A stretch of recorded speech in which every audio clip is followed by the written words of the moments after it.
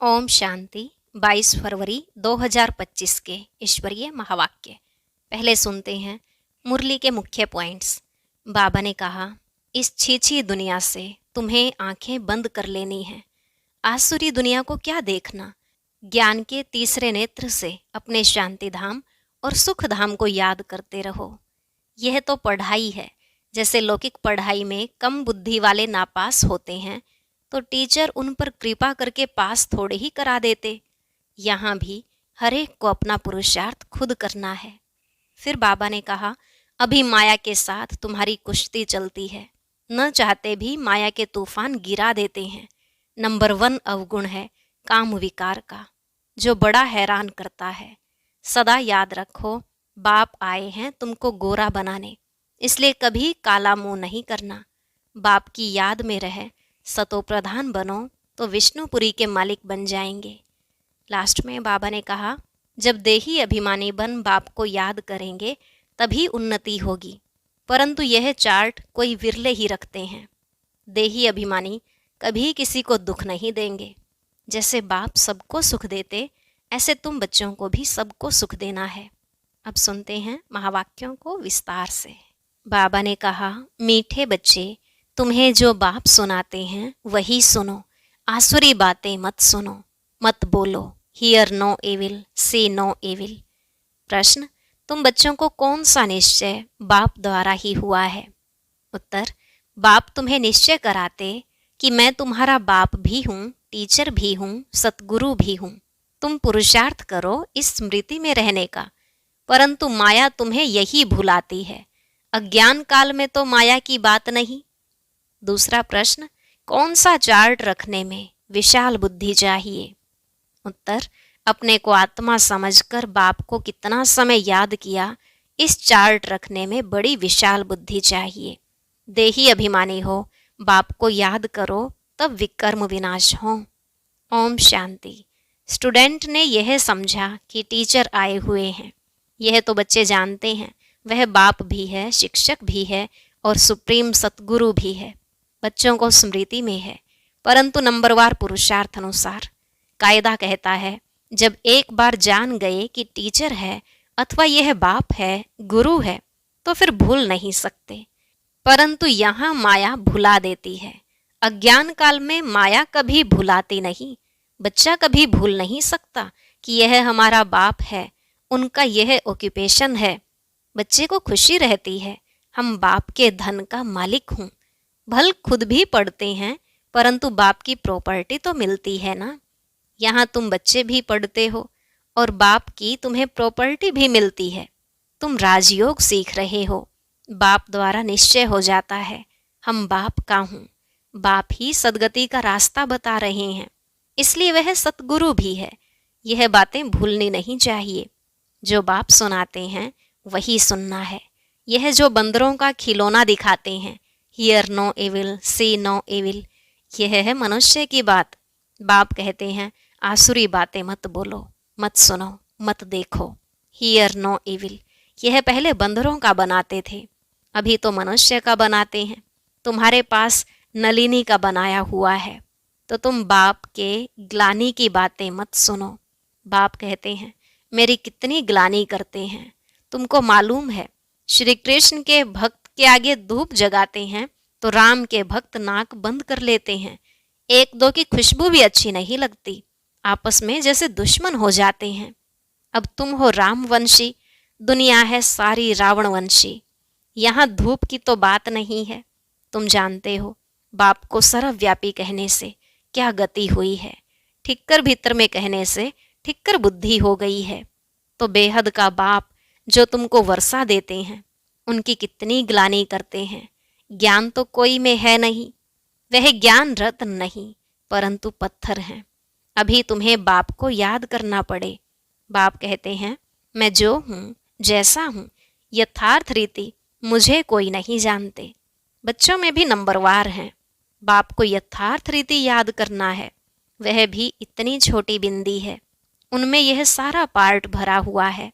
बाप को यथार्थ रीति जानकर याद करना है, अपने को आत्मा समझना है। भल हम बच्चे हैं, परंतु ऐसे नहीं कि बाप की आत्मा बड़ी, हमारी छोटी है? नहीं। भल बाप नॉलेजफुल है, परंतु आत्मा कोई बड़ी नहीं हो सकती। तुम्हारी आत्मा में भी नॉलेज रहती है, परंतु नंबरवार। स्कूल में भी नंबरवार पास होते हैं ना। 0 मार्क कोई की नहीं होती, कुछ न कुछ मार्क्स ले लेते हैं। बाप कहते हैं, मैं जो तुमको यह ज्ञान सुनाता हूँ, यह प्रायलोप हो जाता है। फिर भी चित्र हैं, शास्त्र भी बनाए हुए हैं। बाप तुम आत्माओं को कहते हैं, हियर नो इविल। इस आसुरी दुनिया को क्या देखना है? इस छीछी दुनिया से आंखें बंद कर लेनी है। अब आत्मा को स्मृति आई है, यह है पुरानी दुनिया, इनसे क्या कनेक्शन रखना है? आत्मा को स्मृति आई है कि इस दुनिया को देखते भी नहीं देखना है। अपने शांति धाम और सुख धाम को याद करना है। आत्मा को ज्ञान का तीसरा नेत्र मिला है, तो यह सिमरण करना है। भक्ति मार्ग में भी सवेरे उठकर माला फेरते हैं। सवेरे का मुहूर्त अच्छा समझते हैं। ब्राह्मणों का मुहूर्त है। ब्रह्मा भोजन की भी महिमा है। ब्रह्म भोजन नहीं, ब्रह्मा भोजन। तुमको भी ब्रह्मा कुमारी के बदले ब्रह्म कुमारी कह देते हैं, समझते नहीं हैं। ब्रह्मा के बच्चे तो ब्रह्मा कुमार कुमारियां होंगे ना। ब्रह्म तो तत्व है, रहने का ठिकाना है, उनकी क्या महिमा होगी? बाप बच्चों को उल्हना देते हैं। बच्चे, तुम एक तरफ तो पूजा करते हो, दूसरी तरफ फिर सबकी ग्लानि करते हो। ग्लानि करते करते तमो प्रधान बन पड़े हो। तमो प्रधान भी बनना ही है। चक्र रिपीट होगा। जब कोई बड़े आदमी आते हैं तो उनको चक्र पर जरूर समझाना है। यह चक्र 5000 वर्ष का ही है। इनके ऊपर बहुत अटेंशन देना है। रात के बाद दिन जरूर होना ही है। यह हो नहीं सकता कि रात के बाद दिन न हो। कलयुग के बाद सतयुग जरूर आना है। यह वर्ल्ड की हिस्ट्री ज्योग्राफी रिपीट होती है। तो बाप समझाते हैं, मीठे मीठे बच्चों, अपने को आत्मा समझो। आत्मा ही सब कुछ करती है, पार्ट बजाती है।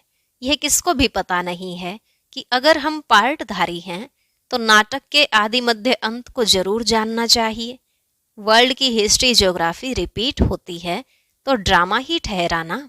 सेकंड बाय सेकंड वही रिपीट होगा जो पास्ट हो गया है। यह बातें और कोई समझ ना सके। कम बुद्धि वाले हमेशा नापास ही होते हैं। फिर टीचर भी क्या कर सकते? टीचर को क्या कहेंगे कि कृपा व आशीर्वाद करो? यह भी पढ़ाई है। इस गीता पाठशाला में स्वयं भगवान राजयोग सिखलाते हैं। कलयुग को बदलकर सतयुग जरूर बनना है। ड्रामानुसार बाप को भी आना है।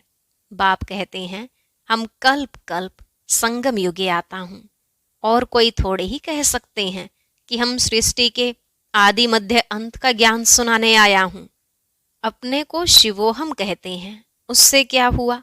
शिव बाबा तो आते ही हैं पढ़ाने लिए, सहज राजयोग सिखलाने लिए। कोई भी साधु संत आदि को शिव भगवान नहीं कहा जा सकता। ऐसे तो बहुत कहते हैं, हम कृष्ण हैं, हम लक्ष्मी नारायण हैं। अब कहाँ वह श्री कृष्ण सतयुग का प्रिंस, कहाँ यह कलयुगी पतित? ऐसे थोड़े ही कहेंगे इनमें भगवान है। तुम मंदिरों में जाकर पूछ सकते हो, यह तो सतयुग में राज्य करते थे, फिर कहाँ गए? सतयुग के बाद जरूर त्रेता द्वापर कलयुग हुआ। सतयुग में सूर्यवंशी राज्य था, त्रेता में चंद्रवंशी। यह सब नॉलेज तुम बच्चों की बुद्धि में है। इतने ब्रह्मा कुमार कुमारियां हैं, जरूर प्रजापिता भी होगा। फिर ब्रह्मा द्वारा मनुष्य सृष्टि रचते हैं। क्रिएटर ब्रह्मा को नहीं कहा जाता, वह फिर गॉड फादर है। कैसे रचते हैं वह तो बाप सम्मुख ही बैठ समझाते हैं। यह शास्त्र तो बाद में बने हैं। जैसे क्राइस्ट ने समझाया, उनका बाइबल बन गया। बाद में बैठ गायन करते हैं। सर्व का सदगति दाता, सर्व का लिबरेटर, पतित पावन एक बाप गाया हुआ है। उनको याद करते हैं कि हे गॉड फादर, रहम करो। फादर एक होता है, यह है सारे वर्ल्ड का फादर। मनुष्यों को पता नहीं है कि सर्व दुखों से लिबरेट करने वाला कौन है। अभी सृष्टि भी पुरानी, मनुष्य भी पुराने तमोप्रधान है। यह है ही iron aged world. Golden age था ना, फिर होगा जरूर। यह विनाश हो जाएगा, वर्ल्ड वार होगी, अनेक कुदरती आपदाएं भी होती हैं। समय तो यही है। मनुष्य सृष्टि कितनी वृद्धि को पाई हुई है। तुम तो कहते रहते हो भगवान आया हुआ है। तुम बच्चे सभी को चैलेंज देते हो कि ब्रह्मा द्वारा एक आदि सनातन देवी देवता धर्म की स्थापना हो रही है। ड्रामानुसार सब सुनते रहते हैं, दैवी गुण भी धारण करते हैं। तुम जानते हो हमारे में कोई गुण नहीं था। नंबर 1 अवगुण है काम विकार का, जो कितना हैरान करता है। माया की कुश्ती चलती है, न चाहते भी माया का तूफान गिरा देता है। आयरन एज तो है ना, काला मुंह कर देते हैं, सांवरा मुंह नहीं कहेंगे। श्री कृष्ण के लिए दिखाते हैं, सर्प ने डसा तो सांवरा हो गया। इज्जत रखने के लिए सांवरा कह दिया है। काला मुंह दिखाने से इज्जत चली जाए तो दूर देश निराकार देश से मुसाफिर आते हैं। आयरन एज्ड दुनिया काले शरीर में आकर इनको भी गोरा बनाते हैं। अब बाप कहते हैं तुमको फिर सतो प्रधान बनना है। मुझे याद करो तो विकर्म विनाश होंगे और तुम विष्णुपुरी के मालिक बन जाएंगे। यह ज्ञान की बातें समझने की हैं। बाबा रूप भी है तो बसंत भी है, तेजो में बिंदु रूप है, उनमें ज्ञान भी है। नाम रूप से न्यारा तो है नहीं, उनका रूप क्या है यह दुनिया नहीं जानती। बाप तुमको समझाते हैं। मुझे भी आत्मा कहते हैं, सिर्फ सुप्रीम आत्मा, परमात्मा सो मिलकर हो जाता परमात्मा। बाप भी है, टीचर भी है, कहते भी हैं नॉलेजफुल। वह समझते हैं नॉलेजफुल अर्थात सबके दिलों को जानने वाला है। अगर परमात्मा सर्वव्यापी है तो फिर सब नॉलेजफुल हो गए। फिर उस एक को क्यों कहते? मनुष्यों की कितनी तुच्छ बुद्धि है, ज्ञान की बातों को बिल्कुल नहीं समझते। बाप ज्ञान और भक्ति का कॉन्ट्रास्ट बैठ बताते हैं। पहले है ज्ञान दिन सतयुग त्रेता, फिर है द्वापर कलयुग रात। ज्ञान से सदगति होती है। यह राजयोग का ज्ञान हठयोगी समझा न सके, न गृहस्थी समझा सकेंगे क्योंकि अपवित्र हैं। अब राजयोग कौन सिखलावे? जो कहते हैं मामेकम याद करो तो विकर्म विनाश हो। निवृत्ति मार्ग का धर्म ही अलग है, वह प्रवृत्ति मार्ग का ज्ञान कैसे सुनाएंगे? यहाँ सब कहते हैं गॉड फादर इज ट्रुथ, बाप ही सच सुनाने वाला है। आत्मा को बाबा की स्मृति आई है, इसलिए हम बाप को याद करते हैं कि आकर सच्ची सच्ची कथा सुनाओ नर से नारायण बनने की। यह तुमको सत्यनारायण की कथा सुनाता हूं ना। आगे तुम झूठी कथाएं सुनते थे, अभी तुम सच्ची सुनते हो। झूठी कथाएं सुनते सुनते कोई नारायण तो बन नहीं सकता, फिर वह सत्यनारायण की कथा कैसे हो सकती? मनुष्य किसको नर से नारायण बना ना सके। बाप ही आकर स्वर्ग का मालिक बनाते हैं। बाप आते भी भारत में हैं, परंतु कब आते हैं यह समझते नहीं हैं। शिव शंकर को मिलाकर कहानियां बना दी हैं। शिव पुराण भी है। गीता कहते हैं श्री कृष्ण की, फिर तो शिव पुराण बड़ा हो गया। वास्तव में नॉलेज तो गीता में है। भगवानुवाच मन मना भव, यह अक्षर गीता के सिवाय दूसरे कोई शास्त्रों में हो नहीं सकते।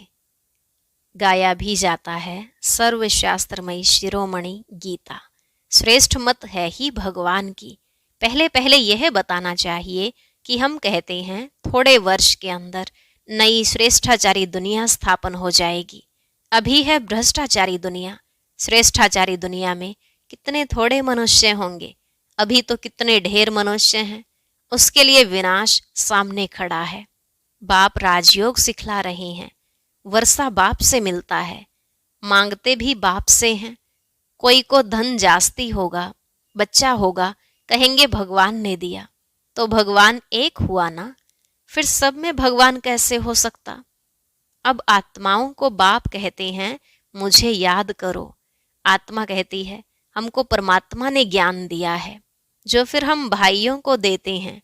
अपने को आत्मा समझकर बाप को कितना समय याद किया, इस चार्ट रखने में बड़ी विशाल बुद्धि चाहिए। देही अभिमानी हो, बाप को याद करना पड़े तब विकर्म विनाश हो। नॉलेज तो बड़ी सहज है, बाकी आत्मा समझ बाप को याद करते अपनी उन्नति करनी है। यह चार्ट कोई विरले रखते हैं। देही अभिमानी हो, बाप की याद में रहने से कभी किसको दुख नहीं देंगे। बाप आते ही हैं सुख देने, तो बच्चों को भी सबको सुख देना है, कभी किसको दुख नहीं देना है। बाप की याद से सब भूत भागेंगे। बड़ी गुप्त मेहनत है। अच्छा, मीठे मीठे सिकिलधे बच्चों प्रति माता पिता बाप दादा का याद प्यार और गुड मॉर्निंग। रूहानी बाप की रूहानी बच्चों को नमस्ते। रूहानी बच्चों की रूहानी बाप दादा को नमस्ते नमस्ते, गुड मॉर्निंग, शुक्रिया बाबा, शुक्रिया। धारणा के लिए मुख्य सार। पहला पॉइंट, इस आसुरी छीछी दुनिया से अपनी आंखें बंद कर लेनी है। यह पुरानी दुनिया है, इससे कोई कनेक्शन नहीं रखना है, इसे देखते हुए भी नहीं देखना है। दूसरा, इस बेहद ड्रामा में हम पार्टधारी हैं। यह सेकंड बाय सेकंड रिपीट होता रहता है। जो पास्ट हुआ वह फिर रिपीट होगा। यह स्मृति में रख हर बात में पास होना है, विशाल बुद्धि बनना है। आज का वरदान, रियलिटी द्वारा रॉयल्टी का प्रत्यक्ष रूप दिखाने वाले साक्षात्कार मूर्त भव। रियलिटी द्वारा रॉयल्टी का प्रत्यक्ष रूप दिखाने वाले साक्षात्कार मूर्त भव। बाबा ने कहा, अभी ऐसा समय आएगा जब हर आत्मा प्रत्यक्ष रूप में अपने रियलिटी द्वारा रॉयल्टी का साक्षात्कार कराएगी। प्रत्यक्षता के समय माला के मणके का नंबर और भविष्य राज्य का स्वरूप दोनों ही प्रत्यक्ष होंगे। अभी जो रेस करते करते थोड़ा सा रेस की धूल का पर्दा चमकते हुए हीरों को छिपा देता है, अंत में यह पर्दा हट जाएगा। फिर छिपे हुए हीरे अपने प्रत्यक्ष संपन्न स्वरूप में आएंगे। रॉयल फैमिली अभी से अपनी रॉयल्टी दिखाएगी, अर्थात अपने भविष्य पद को स्पष्ट करेगी। इसलिए रियलिटी द्वारा रॉयल्टी का साक्षात्कार कराओ। स्लोगन, किसी भी विधि से व्यर्थ को समाप्त कर समर्थ को इमर्ज करो। किसी भी विधि से व्यर्थ को समाप्त कर समर्थ को इमर्ज करो। ओम शांति। अब आज का अव्यक्त इशारा और ज्ञान मोती भी अवश्य सुने।